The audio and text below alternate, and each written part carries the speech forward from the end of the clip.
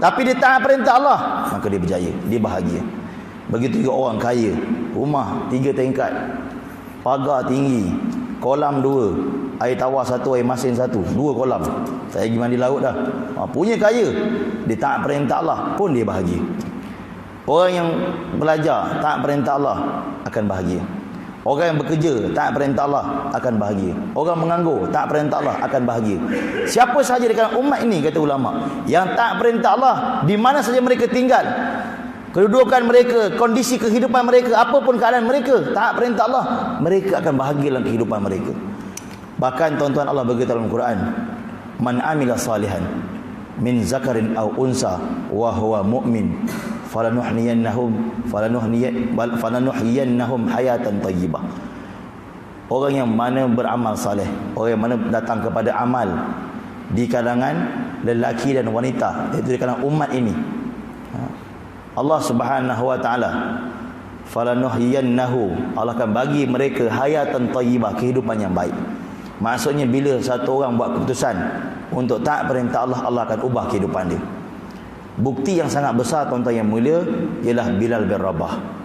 Satu orang yang mana bukan kata tak ada nama, rupa pun tak ada, tak ada ranking. Bilal bin Rabah, kulit hitam, nama Bilal pun tak pernah disebut-sebut oleh siapa-siapa pun pada waktu tu. Bahkan sebagian ulama kata Bilal bin Rabah 7 tuan tukar tangan. Hamba ni tuan-tuan, kalau asyik tukar tangan saja, maksudnya tak glamour lah hamba ni. Orang tak berapa minat. Kereta wajar, orang beli, besok orang ni tukar. Tak nak lah kereta ni, jual balik, second hand. Orang lain pula ambil, besok orang tu pula jual juga. 7 tuan tukar tangan, tak glamour. Bilal ni ulama kata 7 tuan tukar tangan, sampailah ke tangan Umayyah bin Khalaf. Umayyah telah dera Bilal, nak naik kuda, nak naik unta, pijak belakang Bilal. Tuan-tuan bayang, hamba yang mana di kalangan hamba sendiri pun Bilal paling bawah sekali, ulama kata. Tetapi satu keputusannya Bilal buat, dan keputusan ni tuan-tuan, saya dan tuan-tuan kena buat keputusan ni. Apa dia? Bilal buat keputusan untuk jadi orang taat perintah Allah, jadi kehidupan cara Nabi SAW. Satu keputusan dia telah buat. Dengan satu keputusan nekat Bilal telah buat, Allah telah ubah kehidupan Bilal. Ulama kata 100%. 5 perkara Allah beri pada Bilal. Pertama sekali, bila Bilal buat keputusan untuk jadi orang taat perintah Allah, jadi kehidupan cara Nabi SAW, jadi orang yang mendukung kerja Nabi SAW, Allah bagi yang pertama, Allah merdekakan Bilal. Ini yang pertama. Tidak ada nikmat yang lebih besar bagi satu orang hamba melebihi dia dibebaskan daripada jadi hamba. Yang kedua, Bilal bin Rabah selepas kewafat, di saat hayat bagi Nabi SAW, waktu Nabi nak lantik muazzin, di kala masyarakat Arab bangga dengan asabiah mereka, baginda telah angkat Bilal bin Rabah, orang kulit hitam. Di saat orang Arab ketika itu tengah bangga dengan asabiah mereka, Nabi telah angkat Bilal bin Rabah, orang berkulit hitam, jadi muazzin yang pertama. Subhanallah. Dulu tuan-tuan kita dengar ada pejuang nama Nelson Mandela, dia perjuangkan dasar apartheid. Nabi dulu lagi telah angkat Bilal, nak tunjukkan betapa adilnya Islam ni, masya-Allah. Yang ketiga tuan-tuan yang mulia, selepas kewafatan Nabi SAW, Bilal bin Rabah tak mampu tinggal di kota Madinah kerana lorong-lorong, jalan-jalan, bukit-bukit, gunung-gunung di Madinah. Bilal dah tak nampak macam gunung, dah tak nampak macam lorong, dah tak nampak macam jalan. Yang Bilal nampak hanya kenangan berjalan dengan Nabi dekat lorong tu, berjalan dengan Nabi dekat bukit tu, berjalan Nabi dekat bangunan tu, dan lain Bilal tak nampak. Bilal tak boleh hidup lagi di Madinah kerana terlampau rindu dengan Nabi. Maka Bilal telah buat keputusan untuk pergi buat kerja agama, buat kerja dakwah.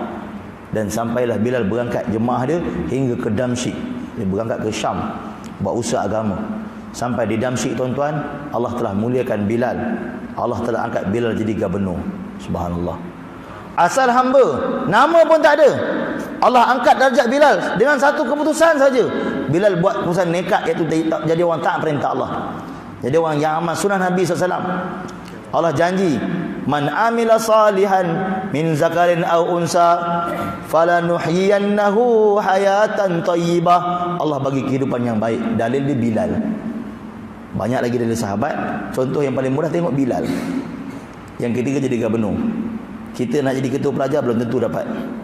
Pengurusi masjid jauh sekali. Ketua pengakap pun belum tentu dapat. Bilal bin Rabah jadi gubernur di Syam. Yang ketiga. Yang keempat, isteri-isteri Bilal. Dalam tarikh Dimash sebut. Tarikh Dimash ni kitab apa? Yang dikarang oleh Ibn Asakir rahmatullah alaih. Satu ulama hadis yang bernama Ibn Asakir rahmatullah alaih. Ibn Asakir ulama hadis yang besar. Dia karang kitab Arba'ina Buldan, 40 hadis daripada 40 negara. Dia pergi negara ni ambil satu hadis, tulis dalam kitab dia. Pergi negara ni ambil satu hadis, tulis dalam kitab dia. Dan dia kumpul 40 hadis dan dia letak nama kitab dia Arba'ina Buldan, 40 hadis daripada 40 negara. Ini Imam Ibn Asakir rahmatullahi alaih. Dia yang karang kisah Bilal ni. Dalam kitab dia nama Tarikh Dimash, Sejarah Damsyik.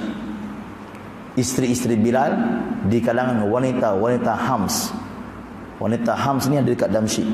Kulit putih, mata biru, rambut coklat. Ni isteri Bilal. Rambut coklat, bini kita muka coklat. Ni rambut coklat. Subhanallah. Isteri Bilal bin Rabah.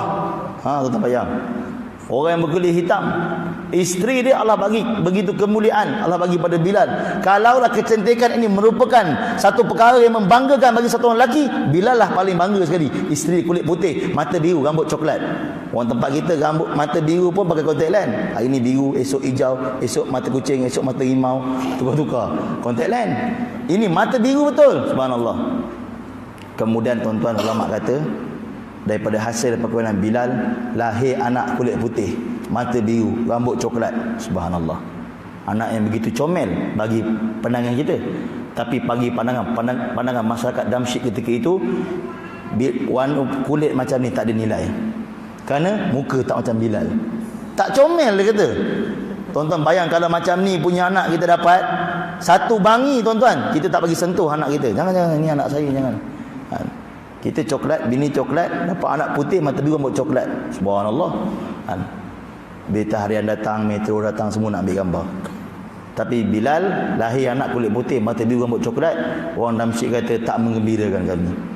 Tapi bila dapat anak kulit hitam, rambut kerinting, muka macam Bilal, bukan saja Bilal gembira, bahkan seluruh penduduk Damsyik gembira. Hari ni Bilal dapat anak muka macam Bilal. Subhanallah. Orang gembira dapat anak muka macam Bilal. Subhanallah.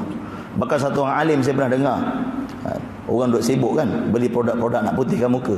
Orang alim tu kata, saya bangga saya kulit hitam kerana muka saya mirip-mirip macam Bilal. Ni tuan-tuan, kita mau bangga kita kulit hitam, mudah-mudahan kita jadi macam Bilal. Ni yang keempat, isteri Bilal di kalangan wanita Damsyik. Yang kelima, Allah muliakan Bilal sampai kiamat. Sampai kiamat Allah muliakan Bilal. Tidak ada mazhab, tidak ada fahaman. Walaupun dalam Islam ni ada fahaman yang pelik-pelik, tak ada satu fahaman pun yang kutuk Bilal. Tak ada. Ada fahaman yang tak suka sahabat, ada. Tapi tuan-tuan tengok, dia tak pernah kutuk Bilal. Ini kemuliaan Allah beri pada Bilal sampai kiamat. Nama Bilal dikenang. Kalau kat kampung kita ada orang nama Awang jadi muazzin, orang panggil Awang Bilal. Subhanallah. Awang Bilal. Meninggal dah dia. Siapa? Awang Bilal. Tuan-tuan. Sampai kiamat nama Bilal disebut-sebut.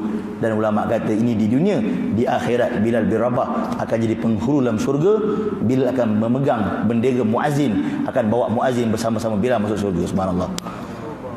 Orang yang kulit hitam taat perintah Allah, Allah bagi kejayaan masuk syurga. Kalau kita rasa kita handsome, kita rasa kita kacak, tapi tak taat perintah Allah, apa kesudahan kehidupan kita? Jadi tuan-tuan, natijah ulama kata kehidupan ini jadi orang taat perintah Allah. Maka dalam setiap sudut, setiap keadaan kehidupan kita, Allah akan selesaikan masalah kita. Para sahabat Nabi SAW adalah mereka yang kembali kepada amal. Setiap kali mereka ada masalah, mereka akan kembali kepada amal. Dan kehidupan dunia, tuan-tuan, kehidupan yang mana kita boleh buat pilihan, tuan-tuan. Ni kehidupan dunia, boleh lagi buat pilihan. Tak suka belajar JMI, boleh pindah pergi kolej lain. Tak suka tinggal kat kampung, pindah bandar. Tak suka tinggal bandar, pindah kampung. Ada orang, tuan-tuan, dia lahir di kampung, jiwa-jiwa bandar. Subhanallah. Lahir kampung, jiwa bandar, pakai high cut. Kampung punya debu kampung dia, pakai high cut pergi bandar. Subhanallah. Pakai jaket tebal lagi Sabtu. Subhanallah. Pegang bas, panas terik. Punya nak duduk macam kat UK, punya nak ikut barat macam tu. Jiwa bandar, duduk kampung. Ada orang duduk bandar, jiwa kampung. Kita pergi gas rumah dia, Assalamualaikum. Kita terkejut. Ini rumah ke hutan? Pokok berjurai-jurai. Kita masuk boleh sesat dalam tu. Pokok sila-sila pokok balak pun ada. Punyalah cinta pada kampung. Ayam ada kat rumah dia, angsa ada. Duit dia punya ayam Belanda pun ada. Macam kampung betul. Nyamuk jangan cakap. Nyamuk jangan cakap. Macam kampung. Dia buat macam dusun rumah dia, tapi tinggal kat bandar. Ni tuan-tuan, boleh buat pilihan dunia ni. Tak suka tinggal kat Johor, boleh pindah pergi ke Pahang. Tak suka tinggal Pahang, boleh pindah pergi Selangor. Tak suka tinggal Selangor, boleh pindah pergi ke Kedah. Boleh buat pilihan. Tak suka tinggal kat Malaysia, rasa macam nak duduk kat negara orang putih, pindah Australia, pindah ke England, boleh pindah. Ni dunia, boleh buat pilihan. Tetapi kehidupan akhirat tidak, tuan-tuan. Allah beritahu, fariqun fil jannah wa fariqun fis sa'ir. Dua tempat je kehidupan akhirat. Sama ada kamu berjaya masuk surga, gagal masuk neraka. Dua tempat je, tuan-tuan. Tak ada pilihan lain dah. Maka untuk perkara ni, tuan-tuan, disebabkan akhirat tak ada pilihan. Maka nak tak nak, suka tidak suka, mahu tidak mahu, tuan-tuan, kita kena buat keputusan seperti Bilal telah buat keputusan. Itu jadi orang tak perintah Allah. Jadi kehidupan cara baginda Nabi sallallahu alaihi wasallam. Apapun keadaan, tuan-tuan, walaupun apapun keadaan, kita tinggal dalam rumah yang besar, tak perintah Allah bagi. Tinggal dalam rumah yang kecil, tak perintah Allah bagi. Tuan-tuan, tidak ada yang lebih kaya daripada Qarun. Bahkan setengah ulama kata, tidak ada rumah yang lebih besar daripada Qarun. Rumah dia besar, ada tasik kat depan. Subhanallah. Setiap kali Bani Israel lalu, Bani Israel tengok rumah dia. Bani Israel kata dekat anak dia, alangkah baiknya kita jadi Qarun. Tuan-tuan, setiap kali lalu, alangkah baiknya jadi Qarun. Bila mana, tuan-tuan, Allah binasakan Qarun di depan mata Bani Israel. Bani Israel beritahu anak dia, nasib baik jadi Qarun. Ni, tuan-tuan, kita lalu lupa orang kaya. Ya Allah, bahaya kalau jadi macam pakcik ni. Ini fitrah. Ini fitrah manusia. Zuyyina lin-nasi hubbus syahawati minan nisa wal banina wal qanatiril muqantarati minadh dhahabi wal fiddah. Surah Imran muka kedua. Jadi menjadi fitrah manusia, teringin jadi kaya, teringin nak bini cantik, teringin nak kereta besar, teringin nak pangkat tinggi, teringin nak cemerlang dalam ujian. Keinginan manusia. Maka ulama kata, siapa tak perintah Allah, Allah Ta'ala akan sempurnakan keinginan dia. Sebab dalam hadis qudsi Allah beritahu, anta turid wa ana urid. Kamu ada keinginan dan aku juga ada keinginan. Maka yang akan terjadi ialah keinginan aku. Dan kalau kamu tunaikan keinginan aku, maka aku akan mudahkan kamu untuk tunaikan keinginan kamu. Akan tetapi kalau kamu tak nak tunaikan keinginan aku, maka aku akan persulitkan untuk kamu tunaikan keinginan kamu. Subhanallah. Maka tuan-tuan ibu rahmat, tuan-tuan yang mulia, kita niat untuk jadi orang taat perintah Allah. Jadi orang yang taat perintah Allah. Tuan-tuan yang mulia, sahabat Nabi SAW ni, ada riwayat sebut jumlah dia 200,000. Ada riwayat kata 124,000. Kenapa berbeza pandangan ulama? Ada kata 200,000, paling tinggi 200,000 lah. Ada kata 124,000. Saya pernah duduk satu daurah Hayatus Sahabah. Kita Hayatus Sahabah pergi daurah. Syekh tu kata, yang kata 124,000 itu adalah kerana 124,000 orang para sahabat sahaja yang pergi buat haji bersama Nabi. Sebenarnya jumlah sahabatnya 200,000. Jadi dalam ranking para sahabat, yang paling tinggi 200,000. Semua ni, tuan-tuan, berjaya 200,000. Bahkan kata ulama, kalau kita tengok yang terakhir sekali, nama pun tak pernah dengar, cerita pun tak ada dalam rekod, tak ada nama dia, tak pernah dengar nama dia. Kalau kita ikut dia pun kita berjaya, kata ulama. Bahkan setitis peluh dia, setitis dia keluar waktu buat usaha dakwah. Ni bukan peluh Abu Bakar tau, peluh yang ke 200,000 tu. Keluar peluh dia waktu buat usaha dakwah. Sampai kiamat tak ada siapa manusia boleh bayar ganti korban dia untuk agama. Ranking paling tinggi 200,000. Turun satu anak panah 124,000 yang lebih mulia daripada 200,000 tadi. Siapa mereka? Iaitu yang pergi haji bersama dengan Nabi SAW, yang mendengar amanah Nabi di padang Arafah pada khutbah Nabi yang terakhir. Ballighu anni walau ayah, sampaikanlah daripada aku walaupun satu ayat. Daripada 124,000 turun satu anak panah 1,500 orang lebih mulia daripada 124,000. Siapa mereka? Yang berbaiat dengan Nabi di bawah pohon nama Ridwan di Hudaibiyah. Nabi janji, Nabi jamin 1,500 orang ni ahli syurga. Dalam kitab Lu'lu' al-Maknun, kitab sirah. 1,500 orang, tuan-tuan, turun satu anak panah lagi. 313 ataupun 316 orang lebih mulia. Siapa mereka? Ahli Badar. Allah ampun dosa mereka sebelum pergi Badar, selepas pergi Badar. Subhanallah. Bahkan, tuan-tuan ibu rahmati Allah, ada di kalangan sahabat yang mana dia ada buat kesalahan besar tapi dia ahli Badar. Khatib bin Abi Balta'ah, satu orang sahabat. Siapa dia Khatib bin Abi Balta'ah? Orang pertama yang dihantar oleh Nabi untuk buat kerja agama, untuk buat usaha dakwah di Mesir. Dia orang pertama. Zaman Umar, baru Umar hantar orang kedua, nama Amr bin Al-As. Dan terbuka Mesir zaman Amr bin Al-As. Amr bin Al-As bawa kerja agama, terbuka Mesir. Tapi orang pertama pergi Khatib bin Abi Balta'ah. Waktu Fathu Mekah, Nabi rancang satu perancangan untuk masuk Mekah. Sahabat ni masuk ke utara, sahabat ni masuk ke selatan. Perancangan nak masuk Mekah ni, pembukaan Mekah. Khatib dengar, Khatib tulis, lipat surat, bagi kat satu orang perempuan, kamu bagi kat saudara saya kat Mekah. Dia saudara kat Mekah. Dan membuka rahsia itu merupakan membocorkan rahsia negara, rahsia Nabi. Nabi pun tak tahu yang surat tu ditulis. Allah turun wahyu, Jibril bagi tahu, ya Rasulullah, surat tu sekarang satu orang perempuan tengah bawa. Maka tuan-tuan, Nabi suruh Sayyidina Ali Nabi Mafhum dengan satu orang sahabat kejar. Dapat perempuan ni, pulang balik surat tu. Perempuan tak nak bagi. Sayyidina Ali paksa dia bagi. Surat tu dibagi pada Nabi, betul dalam tu memang tulis perancangan Nabi tadi, Nabi rancang semua cerita dalam tu. Maka tuan-tuan, Nabi panggil Khatib bin Abi Balta'ah. Khatib datang di Masjid Nabawi. Umar buka pedang, ya Rasulullah, biar saya pancung kepala munafik ni. Nabi beritahu, dia ahli Badar. Ahli Badar, Allah ampun dosa dia sebelum pergi Badar, selepas pergi Badar. Wahai Khatib, kenapa kamu buat macam ni? Khatib kata, ya Rasulullah, saya dekat Mekah ada seorang yang saudara. Saudara tu tak ada siapa-siapa melainkan saya. Saya sangat sayang pada dia, saya risau dia diapa-apakan. Saya cerita dekat dia supaya dia berhati-hati, saya takut dia dibunuh. Ni tuan-tuan, Allah ampun dosa dia sebelum pergi Badar, selepas pergi Badar. InsyaAllah. Daripada 313 ataupun riwayat lain 316, turun lagi satu anak panah, 40 orang lebih mulia. Siapa mereka? Yang beriman di tangan Nabi di rumah Arkam bin Abi Arkam. Tuan-tuan, di mana rumah Arkam bin Abi Arkam? Di antara Safa dan Marwah. Orang dulu-dulu kalau pergi, dia biasa tengok tapak rumah Arkam bin Abi Arkam.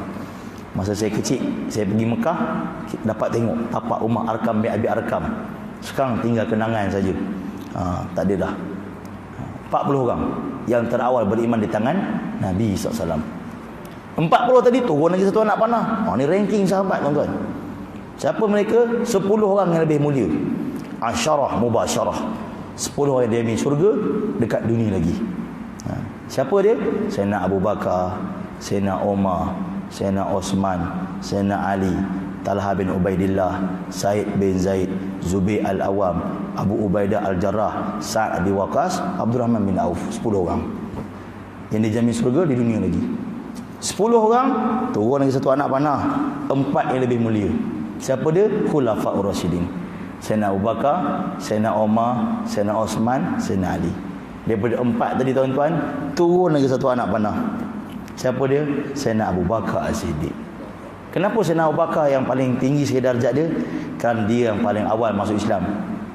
Dia paling awal. Selepas Khadijah, orang lelaki yang paling awal adalah Abu Bakar Siddiq. Dan dia adalah antara orang yang banyak korban untuk agama.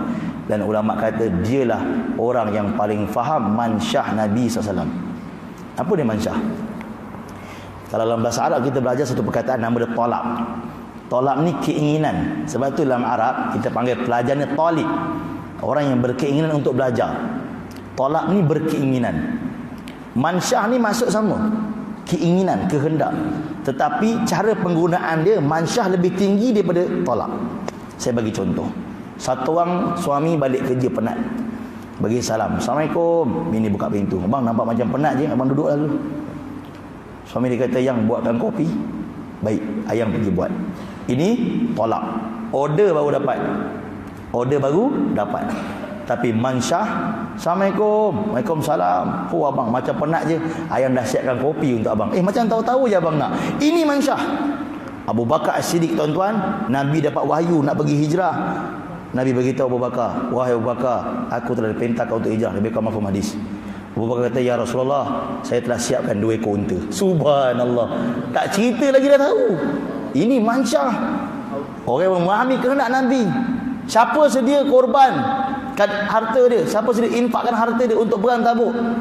Abu Bakar datang bagi seluruh harta. Ini mansyah yang memahami kehendak Nabi SAW. Ulama kata sampai kiamat tidak ada orang yang faham mansyah Nabi melebihi Abu Bakar Siddiq radhiyallahu anhu. Bahkan ketika hijrah, tuan-tuan yang mulia, ada 6 orang yang membantu hijrah Nabi SAW. 4 daripada mereka ialah keluarga Abu Bakar. Abu Bakar punya company.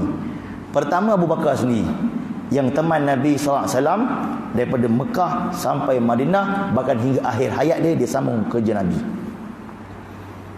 Yang kedua anak lelaki Abu Bakar, Abdullah bin Abu Bakar. Kerja dia apa? Duduk di tempat-tempat orang kafir, dengar cerita apa yang orang kafir nak buat kat Nabi. Yang ketiga Asma binti Abu Bakar, anak perempuan Abu Bakar, isteri Zubair Al-Awwam yang sedang mengandung 7 bulan syarat, tuan-tuan. Masak, hantar pergi Abu Bakar kepada Abu Bakar ke Nabi dekat Gua Sur.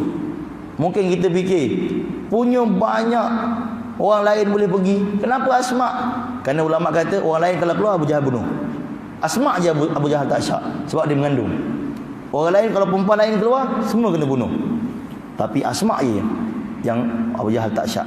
Asma pergi hantar 7 bulan syarat, tuan-tuan. Gunung punya tinggi, bukan macam Bukit Broga. Ni tinggi Gua Sur.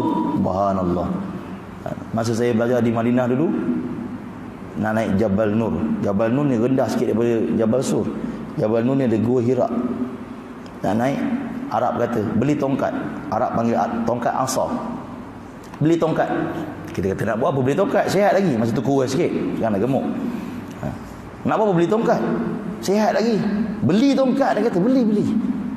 Saya cakap dengan rumah, beli je lah. Lagipun sini tak ada jual kitchen. Tongkat ni buat ganti kitchen lah, sangkut kat rumah. Kita beli.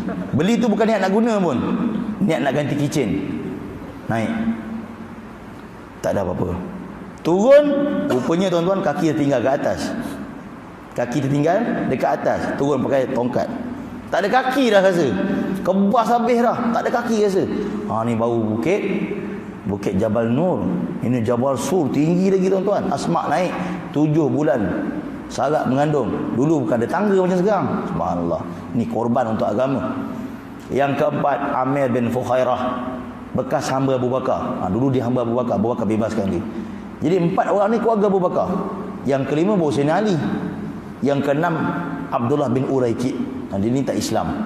Dia membantu jadi rahaba Nabi Islam pergi Madinah. Ni 6 orang, tuan-tuan. Nak tunjuk pada kita Abu Bakar lah orang yang paling faham mansyah Nabi. Jadi ulama kata bila umat ini dia datang kepada kehendak Allah, kehendak Nabi, maka Allah akan buka jalan untuk mereka. Walaupun nampak pada awalnya susah. Abu Bakar, tuan-tuan, nampak pada mata kita susah tak? Susah.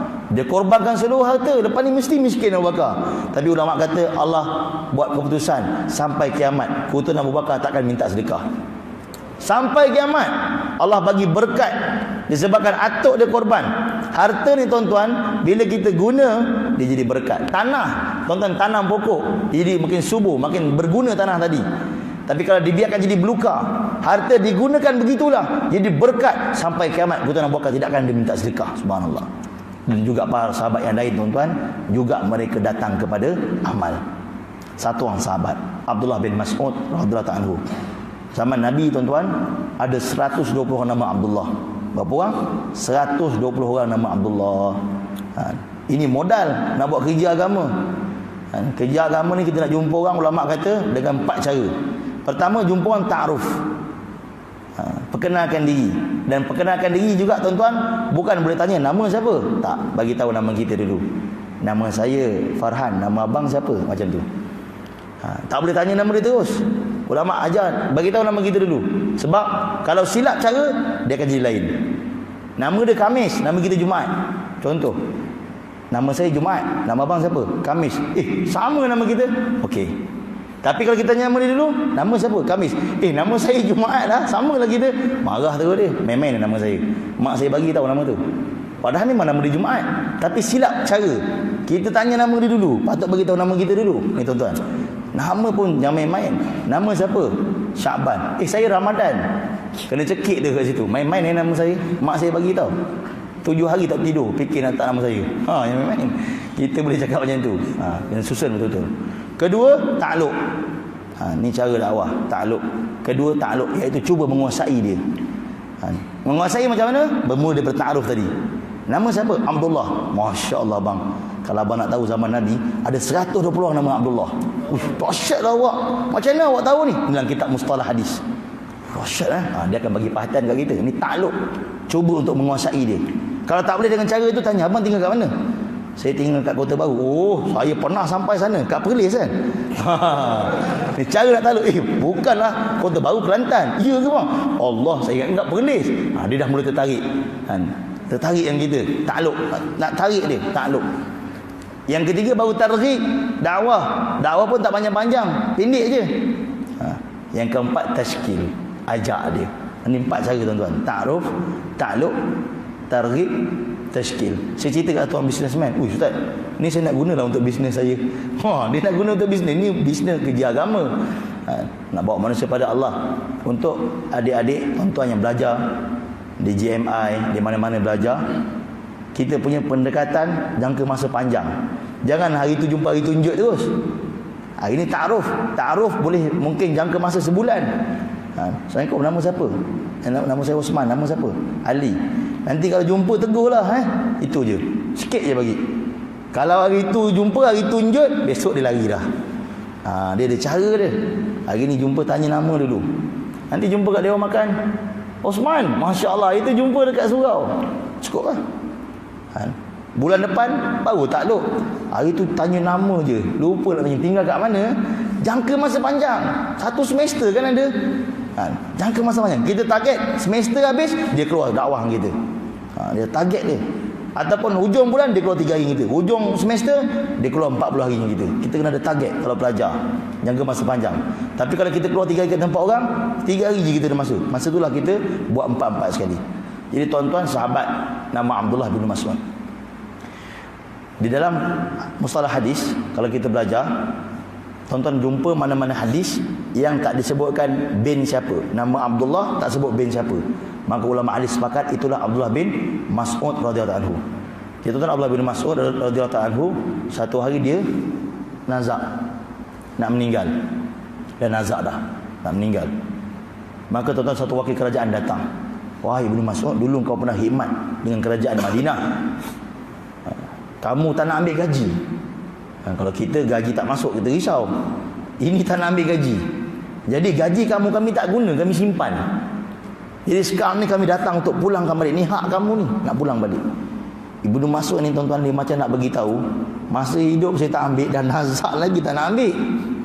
Wakil kerajaan kata, saya datang ni bagi duit kamu ni, macam nak bagi kat kamu, tapi sebenarnya bukan nak bagi kat kamu pun. Sebenarnya nak minta kamu bagikan duit ni pada anak-anak kamu. Anak-anak Ibnu Mas'ud ni semua perempuan. Ada pendapat kata anak dia 4 orang. Jadi kalau tuan-tuan ada anak perempuan semua ni, Masya Allah, tuan-tuan ada bayang-bayang Ibnu Mas'ud. Masya Allah. Ni boleh guna dalam dakwah.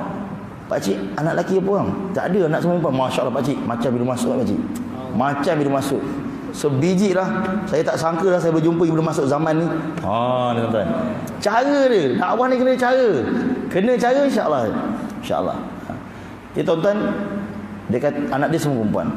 Kata wakil kerajaan, kami dah bincang, risau. Kalau kamu meninggal malam ni, apa jadi ke anak perempuan kamu? Kami risau anak perempuan kamu jadi fakir, jadi miskin. Jadi saya dihantar untuk bagi ni duit pada kamu, kamu bagi anak perempuan kamu supaya mereka tak miskin, tak fakir. Tuan-tuan, Ibnu Mas'ud bagi sedas dia. Wallahi, demi Allah, walaupun saya mati malam ni, anak perempuan saya takkan miskin, takkan fakir. Terkejut kawan ni. Macam mana boleh yakin macam ni? Wahai Ibnu Mas'ud, apakah yang telah menyebabkan engkau begitu yakin?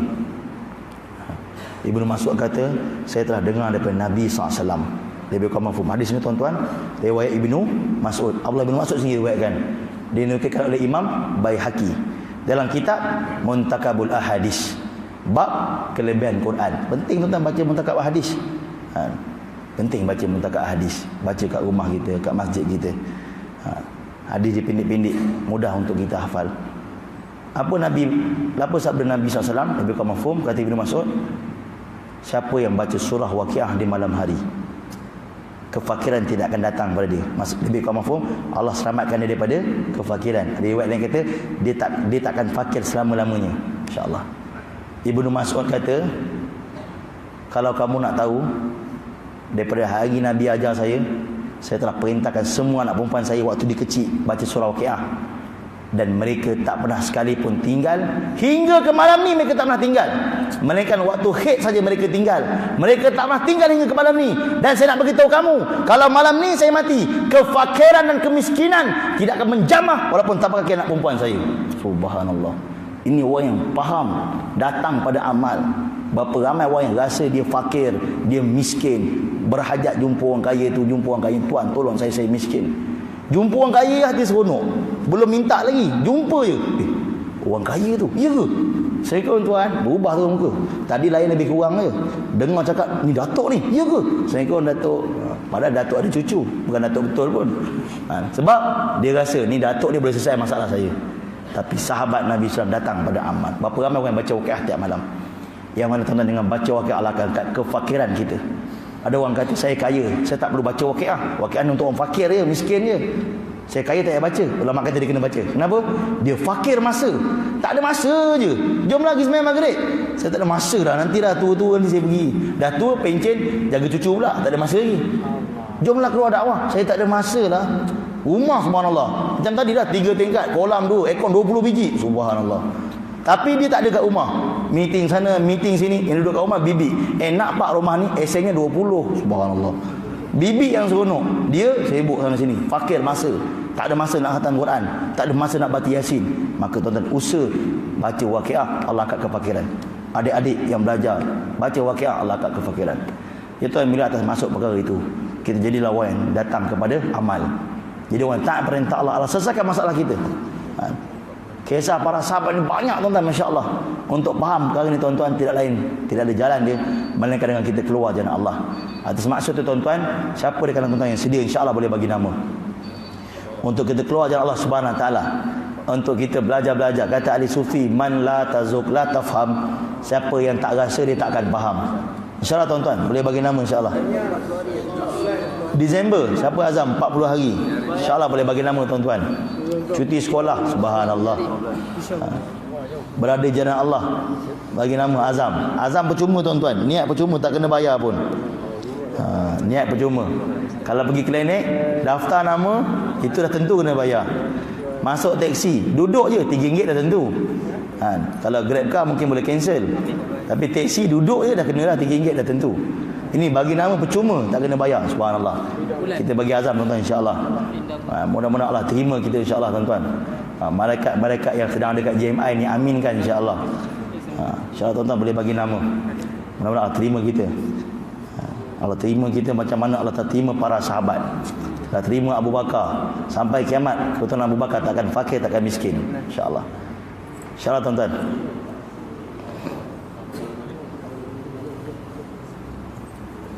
InsyaAllah boleh bagi nama. Kalau tak 40 hari, azam 10 hari, insyaAllah. 10 hari belajar-belajar, insyaAllah. Kalau tak 10 hari, 3 hari, insyaAllah. Kita azam niat. Kalau tak bagi nama pun dalam hati, insyaAllah niat, ya Allah, satu masa Engkau pilihlah aku, ya Allah, untuk keluar jalan Engkau, ya Allah. 3 hari pun jadilah. Nak keluar, nak belajar kerja agama, nak keluar dengan orang lama, ulama-ulama, nak belajar banyak lagi, insyaAllah. Ada banyak lagi nama-nama sahabat, subhanallah, yang kita nak kenal pengorbanan mereka untuk agama. Atas maksud semua sedia, insyaAllah. 1 hari setengah last call. 1 hari setengah. 1 hari setengah. 1 malam saja tuan-tuan, masya-Allah. 1 hari setengah. Siapa ada niat azam boleh bagi nama. Sehari setengah saja. Ni habis diskaun ni, GST pun kita tolak. Paling murah sekali. Sehari setengah tuan-tuan. Siapa ada azam, insya-Allah. Insya-Allah niat dalam hati, insya-Allah. Mudah-mudahan Allah terima kita semua dan terima seluruh keturunan kita untuk kerja agama ini, dan kita jadikan tuan-tuan kerja agama ini maksud hidup kita, dan kita banyak sangka baik dengan semua orang, bahawa semua di depan kita lebih baik daripada kita, insya-Allah. Subhanallah wa ta'ala, subhanakallahumma wa bihamdika, astaghfiruka wa atubu ilaik. Assalamualaikum warahmatullahi wabarakatuh.